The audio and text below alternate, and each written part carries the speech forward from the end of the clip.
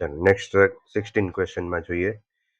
તો આ પ્રારંભિક સ્થિર અવસ્થામાંથી જે કણ છે ગતિની શરૂઆત કરે છે અને એનો પ્રવેગ આપણને આપેલો છે 4/3 મીટર પર સેકન્ડ સ્ક્વેર. તો ત્રીજી સેકન્ડમાં કેટલું અંતર કાપશે? જે ત્રીજી સેકન્ડમાં કાપેલું અંતર ગોતવા માટે એનું 3 સેકન્ડમાં કાપેલું અંતર અને 2 સેકન્ડમાં કાપેલું અંતર એ બેની આપણે બાદબાકી કરી લઈએ તો ત્રીજી સેકન્ડમાં કાપેલું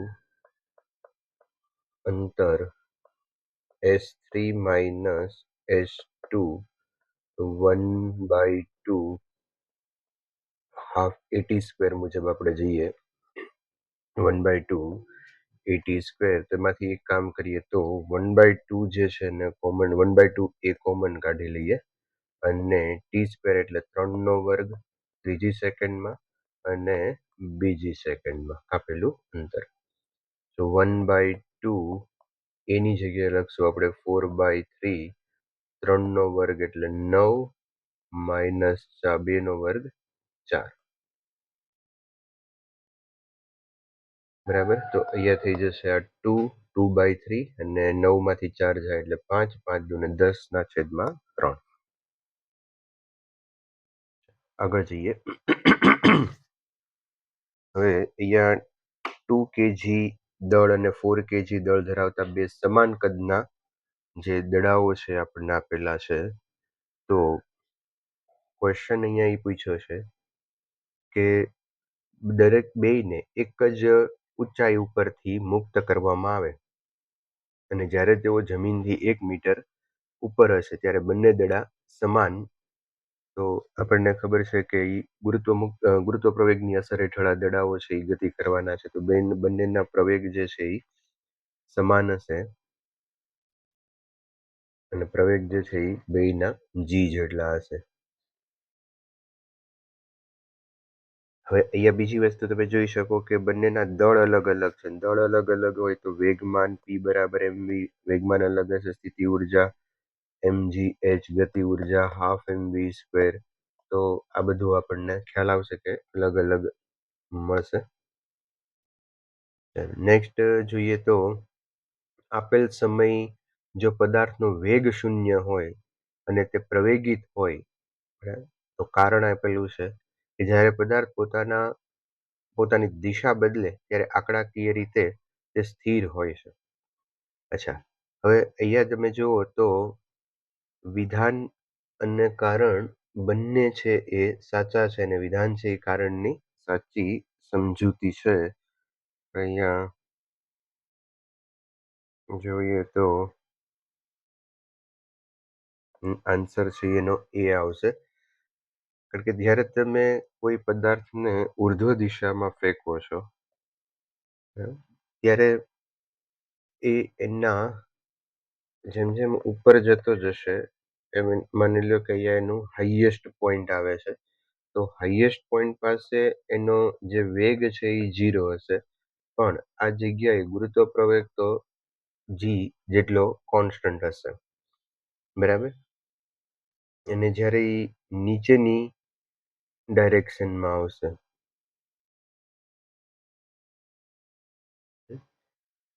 તો એ આપણને ખબર પડે કે જ્યારે વેગ 0 છે, અહીંયા એનો વેગ 0 છે પણ પદાર્થ છે એ પ્રવેગિત છે.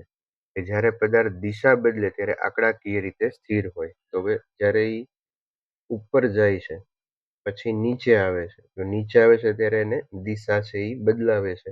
તો એ દિશા બદલાવે ત્યારે એનો આપણો વેગ છે એ 0 થાય છે. એ જ રીતે ધારો કે કોઈ પદાર્થ સંક્ષિપ્ત દિશામાં જતો હોય અને જ્યારે ટર્ન લેવો હોય તો ટર્ન લેવો હોય ત્યારે જ્યારે જસ્ટ ટર્ન લેશે ત્યારે એનો વેગ છે એ 0 થશે. એટલે જ્યારે દિશા બદલાવે છે ત્યારે ક્ષણિક એનો વેગ છે એ 0 થાય છે. બરાબર. ચાલો એની પછીનો ક્વેશ્ચન જોઈએ તો અચળ પ્રવેગી ગતિ કરતો પદાર્થ હંમેશા સીધી રેખામાં જ ગતિ કરે છે. તો એવું જરૂરી નથી. પહેલું તો વિધાન જ ખોટું અહીંયા બતાવે છે આપણને. કારણ કે જ્યારે નિયમિત વર્તુળમય ગતિ થતી હોય છે ત્યારે પદાર્થની ગતિ છે એ પ્રવેગી ગતિ છે અને અચળ પ્રવેગી ગતિ જ છે, પણ એનો પ્રવેગ કણ જે છે એ વર્તુળાકાર માર્ગે ગતિ કરતો હોય છે, સીધી રેખામાં ગતિ કરતો નથી. તો નિયમિત વર્તુળમય ગતિની અંદર આપણે જોઈ શકીએ કે એનો પ્રવેગ છે એ અચળ હોય, પરંતુ ગતિપથ છે એનો સુરેખ હોતો નથી. તો વિધાન જ પેલું છે એ ખોટું છે. હવે કારણ આપણે જોઈએ તો અચળ પ્રવેગી ગતિ કરતો પદાર્થ ઝડપ ન પણ વધારે. તો એ જ વસ્તુ અહીંયા પણ આપણે જોઈ શકીએ છીએ કે અચળ પ્રવેગી ગતિ કરતો હોય તો એની ઝડપ અહીંયા કોન્સ્ટન્ટ રહેશે. તો વર્તુળમય ગતિ માટે એ વસ્તુ સાચી છે કે જેમાં પ્રવેગ છે એ અચળ હોય, પણ એનો પ્રવેગ છે એ અચળ હોય અને એનો ઝડપ છે એ ન વધતી હોય. તો નિયમિત વર્તુળમય ગતિનું એક્ઝામ્પલ છે. તો અહીંયા વિધાન અસત્ય છે, પરંતુ કારણ છે એ સત્ય છે. નેક્સ્ટ આપણે જોઈએ તો 20, પ્રતિપ્રવેગ એ વેગનું વિરોધી છે. તો કારણ છે વિધાન છે એ સાચું છે, કારણ કે આપણને ખબર છે કે પ્રતિપ્રવેગ જે છે, પ્રતિપ્રવેગ છે એ વેગમાં થતો ઘટાડો છે. વેગમાં થતો ઘટાડો છે અને છેદમાં સમય છે. વેગમાં જે ઘટાડો ત્યારે જ થશે કે જ્યારે વેગ અને પ્રવેગ વિરુદ્ધ દિશામાં હોય. બરાબર, એટલે વિધાન છે એ સાચું છે. અને કારણ જોઈએ તો પ્રતિપ્રવેગ એ ઝડપમાં ઘટાડાનો સમય દર છે. તો એ બી સાચું છે.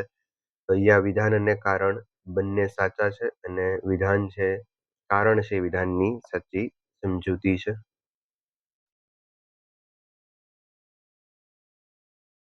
નેક્સ્ટ લઈએ તો બે દડા આપણને આપેલા છે, એ અને બી, એવી રીતે મૂકવામાં આવે છે કે જેથી એ ઉપર તરફ અને બી નીચે તરફ ફેંકવામાં આવે છે. બે દડાઓમાંથી એ જે છે એ ઉપર તરફ અને બી છે એને નીચે તરફ ફેંકવામાં આવે છે. જો વી અને વીબી એ અનુક્રમે બંને નો જમીન પર પહોંચે ત્યારે વેગ હોય, તો આ બંને વેગ છે એ કેટલા હશે? તો હવે આપણને ખબર છે, હવે એનર્જી કન્ઝર્વેશન ઉપરથી જાઓ તો ½ mv² is equal two mgh. બરાબર, તો v is equal two √2gh અહીંયા એનું ઇક્વેશન છે એ થાય. બરાબર, હવે આ બે માટે આપણે યુઝ કરીએ. ધારો કે આ બી દડો છે એનો પ્રારંભિક વેગ વી લઈ લઈએ, વી એ લઈ લ્યો, વીબી લઈએ તો પણ એનું √2gh આવશે. આને જે છે એના માટે પણ આપણે સ્થિતિ ઉર્જાનું ગતિ ઉર્જામાં રૂપાંતર કરીએ તો એનો વેગ પણ 2gh આવશે. તો બંનેના વેગ છે એ સમાન રહેશે. વીએ ઇઝ ઇક્વલ ટુ વીવી થશે.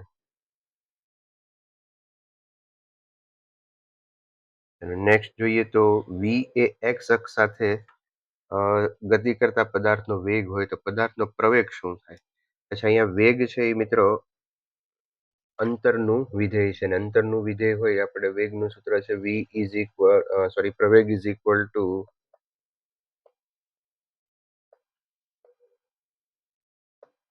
પ્રવેગ a is equal to dv by dt, અને આપણે ડીએક્સ વડે મલ્ટીપ્લાય કરી અને ડીએક્સ વડે ડિવાઈડ કરીએ. બરાબર, તો આ dx બાય dt જે છે એના બરાબર આપણે વેગ લખી શકીએ, તો v અને dv by dx. so a is equal to v dv by dx. તો જ્યારે પણ પ્રવેગ છે વેગ છે એ x નું વિધેય હોય તો પ્રવેગ આપણે v dv બાય dx કરીને મેળવી શકાય. નેક્સ્ટ જે ક્વેશ્ચન છે કે જ્યારે પદાર્થનો વેગ ચલિત હોય ત્યારે શું થાય? વેગ એટલે મૂલ્ય અને દિશા બે પણ. બરાબર, હવે વેગ ચલિત છે એનો અર્થ એમ છે કાં તો મૂલ્ય બદલાય છે અથવા દિશા બદલાય છે અથવા તો બંને બદલાય છે. બરાબર, વેગ નો ચલિત છે એનો અર્થ એવો થાય કે મૂલ્ય બદલાય, દિશા બદલાય અથવા બેય બદલાય. બરાબર છે? તો અહીંયા તેની ઝડપ અચળ હોઈ શકે છે. તો બની શકે એની ઝડપ અચળ હોય, કારણ કે જો દિશા બદલાતી હોય, ઝડપ અચળ હોય, નિયમિત વર્તુળમય ગતિ એનું એક્ઝામ્પલ છે, એટલે આ સાચું છે.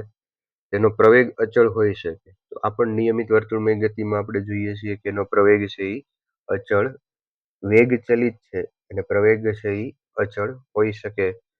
તો નિયમિત વર્તુળમય ગતિની અંદર આપણે આ વસ્તુ જોઈ શકીએ છીએ. અથવા તો તમે અહીંયા એવું જોઈ શકો કે ધારો કે પદાર્થને આપણે ઉપરથી નીચે તરફ ફેંકતા હોઈએ, તો એનો પ્રવેગ જે છે એ બરાબર જી અચળ હશે, પણ એનો વેગ છે એ ધીમે ધીમે વધતો જશે. બીજું પણ સાચું છે. ત્રીજું, તેનો સરેરાશ પ્રવેગ અચળ હોઈ શકે છે. આ પણ સાચું છે. તો એનો અર્થ એવો છે કે અહીંયા બધા જ સાચા છે, તો ઉપરનું બધા જ આન્સર છે એ આવશે. એક કણને ઉપરની તરફ વિવેગથી ફેંકવામાં આવે છે. કણ દ્વારા તેની નીચેની દિશામાં પ્રથમ સેકન્ડ દરમિયાન કપાયેલું અંતર છે એ કેટલું હશે?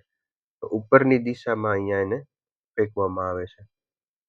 તો કણ દ્વારા તેની નીચેની દિશામાં, એટલે જ્યારે ઉપર તરફ આપણે કણને ફેંકશું ત્યારે આ એની મહત્તમ ઊંચાઈ થઈ ગઈ. હવે મહત્તમ ઊંચાઈ પરથી જ્યારે એ નીચે આવે છે ત્યારે એને 1 સેકન્ડમાં કેટલું અંતર કાપેલું છે એ આપણને પૂછ્યું છે. તો s is equal two half GT², આ સૂત્રનો આપણે ઉપયોગ કરીએ, બરાબર, કારણ કે અહીંયાનો પ્રારંભિક વેગ છે એ 0 હોય, તો s is equal two half GT², અને g ની વેલ્યુ અથવા તો t ની વેલ્યુ 1 મૂકો તો g/2 છે એનો આન્સર આવશે. ચાલો, તો અહીંયા થિયરી બેઝ છે. a અને b સદીશો છે, તો નીચેનામાંથી કયું વિધાન ખોટું છે? તો અહીંયા આ c છે એ ખોટું છે, કારણ કે a ક્રોસ b અને b ક્રોસ a બે સરખા નથી, બંનેની દિશા છે એ જુદી જુદી હોય છે, એટલે કે વિરુદ્ધ દિશામાં હોય. તો અહીંયા ખરેખર માઇનસ આવવું જોઈએ. તો a cross b is equal two minus b cross a થાય છે. બરાબર, તો અહીંયા આન્સર જે છે એ સી છે એ આવશે. બરાબર,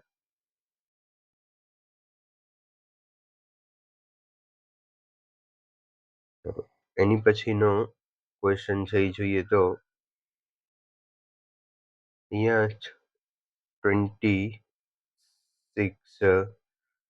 જો a અને b આપણને આપેલા હોય તો n ની કિંમત ગોતો, જેથી a લંબ b છે. હવે a અને b જો લંબ હોય તો આપણને ખબર છે કોન્સેપ્ટ જે છે એ લંબ b હોય તો a dot b is equal two 0 થવું જોઈએ, એટલે ડોટ પ્રોડક્ટ 0 થવું જોઈએ. ડોટ પ્રોડક્ટ એટલે i વાળા પદનો ગુણાકાર કરશું આપણે, તો a ડોટ b એટલે 4 દુ ને 8, જે વાળા પદનો ગુણાકાર કરશું અહીંયા 3n,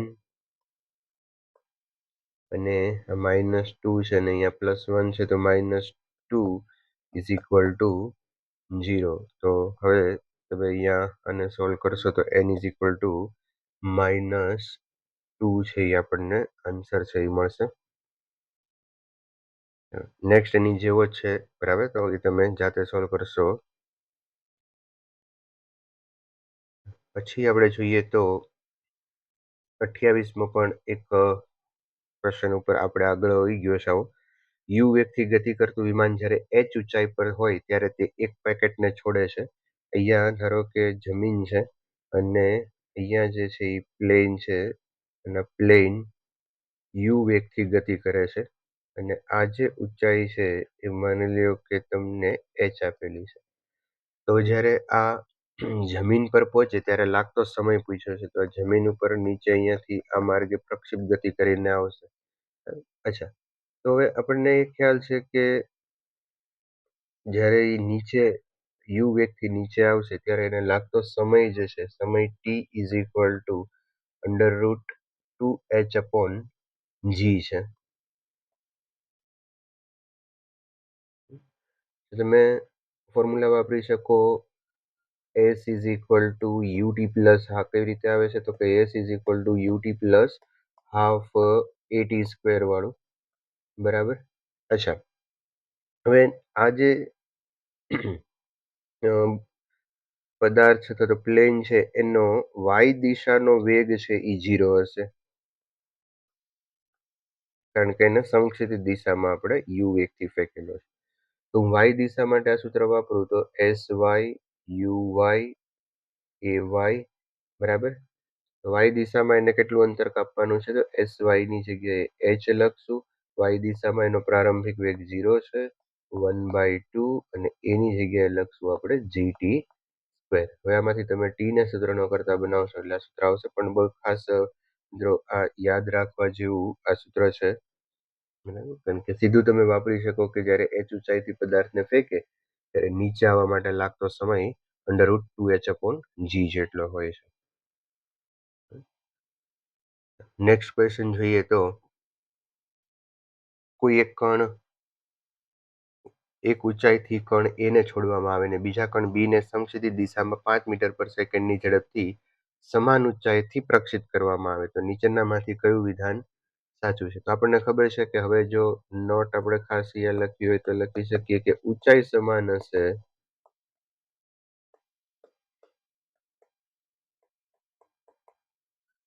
તો બંને કણો છે એ એક સાથે જમીન ઉપર આવશે, કારણ કે √2h/g.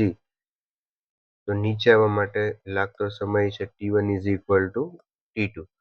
સમય છે એ આપણને ખ્યાલ છે કે સમાન મળશે, બરાબર. નેક્સ્ટ ક્વેશ્ચન જોઈએ તો જો એક પદાર્થ એ એમ ને સમક્ષિતિજ સાથે 30 ડિગ્રીના ખૂણા પર વી વેગથી ફેંકવામાં આવે અને બીજા સમાન દળના પદાર્થ બી ને સમક્ષિતિજ સાથે 60 ડિગ્રીના ખૂણે છે એ ફેંકવામાં આવે છે, તો અવધિનો ગુણોત્તર છે એ પૂછ્યું છે. તો અચ્છા, હવે આપણને આ બી ખ્યાલ છે કે જ્યારે અવધિ જે છે 90ના તફાવતે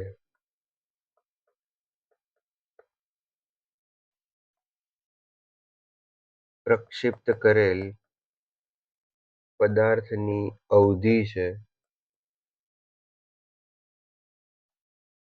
એ સમાન હોય છે. તો અહીંયા એક θ1 જે છે એ 30 ડિગ્રી છે અને θ2 જે છે એ 90 - 30 એટલે કે 60 ડિગ્રી છે. તો આ 90ના તફાવતે ફેંકેલો પદાર્થ છે, તો એ બેની અવધિ છે એ સમાન હશે 1/1.